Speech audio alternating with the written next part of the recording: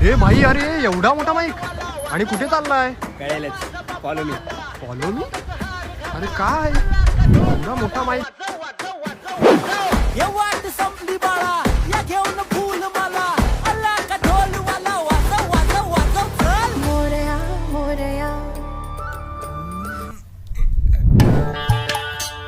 Hello and welcome to Godcast. Message करा broadcast की घेऊन आले गॉडकास्ट. आजच्या गॉडकास्ट मध्ये आपल्याशी गप्पा मारणार आहेत ते बाप्पा 15 फुटाचे इको फ्रेंडली बाप्पा आहेत.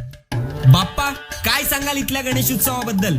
1981 सालापासून आज तागायत येथे गणेश उत्सव साजरा होतोय. आवर्जून सांगायची गोष्ट म्हणजे गेल्या 3 वर्षापासून मंडळ इको फ्रेंडली बनण्याच्या दृष्टीने पाऊल उचलतंय.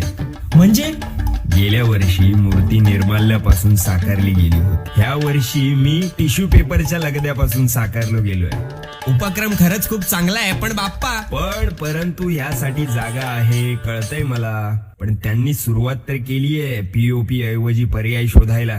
बदल लगेचच घडत नाही, त्यासाठी कुठून तरी सुरुवात करावी लागते आणि ही सुरुवात महत्वाची आहे. पण बाप्पा खरंच सांगा, पीओपी शिवाय गणेश उत्सव शक्य आहे का? आहेच ना, बघताय ना तुम्ही. असा एक एक पर्याय पडताळून पाहायचा. मार्ग दाखवायला मी आहेच की. आव्हान आहे, मान्य आहे मला. माहीमचा राजा मंडळाने सुरुवात